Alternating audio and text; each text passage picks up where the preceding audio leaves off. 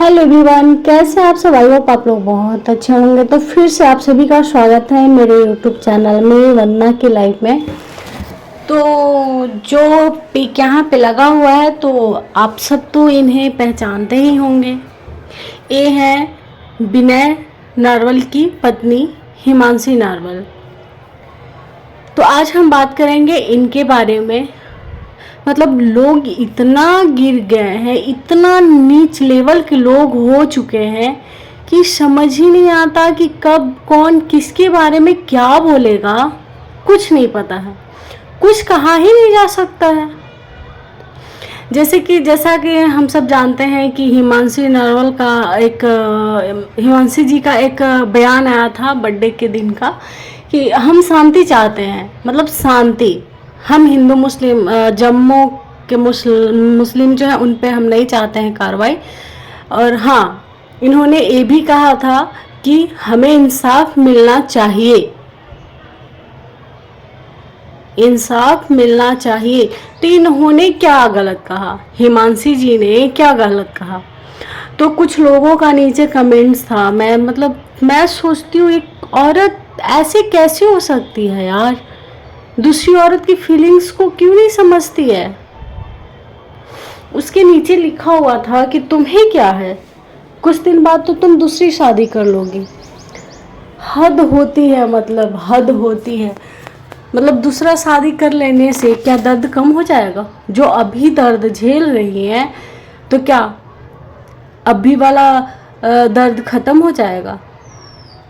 मतलब हद होती है किसी चीज़ की। अगर उन लोगों को ये बोला जाए कि ठीक है, तो आपका पति भी मर जाएगा, आप भी दूसरी शादी कर लेना, क्या फ़र्क पड़ता है?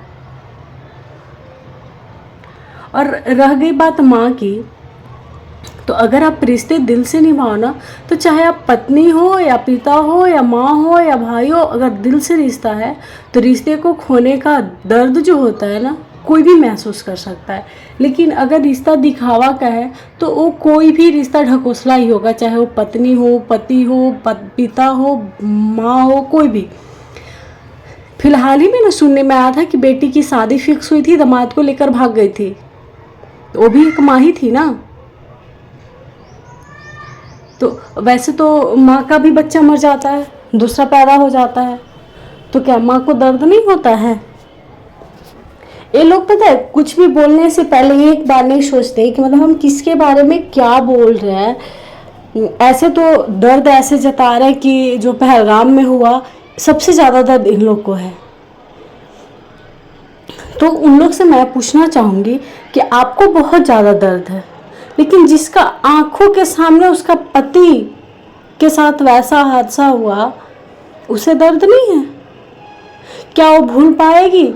जो उसके आंखों के सामने हुआ, क्या वो भूल पाएगी? कभी नहीं भूल पाएगी। शायद अगर वो दूसरी शादी कर भी लेना, फिर भी नहीं भूल पाएगी उस चीज़ को। लेकिन ये लोग को तो बस किसी में नुक्स निकालना है, बस निकाल दिया कि वो दूसरी शादी कर लेगी। अरे ठीक है ना, हर किसी को जीने का अधिकार है। क्या इसके पति के जगह अगर इसको कुछ हो जाता था, क्या इसका पति शादी नहीं करता? ऑफ कोर्स करता। तो फिर पत्नी के लिए ये सब बातें क्यों? और वो भी इस घड़ी में, बताओ, इस घड़ी में क्या हिमांशी से ज़्यादा दुखी आप लोग हो जो ऐसे टोन का यूज कर रहे हो? क्या शोभा देता है आप लोगों को? किसी औरत को, किसी की बेटी को, किसी के बहन को इस नीच दृष्टि से मत देखिए, वरना खुद आप अपनी ही नज़रों में गिर जाइएगा। कम से कम समय का तो लिहाज कर लेती आप लोग।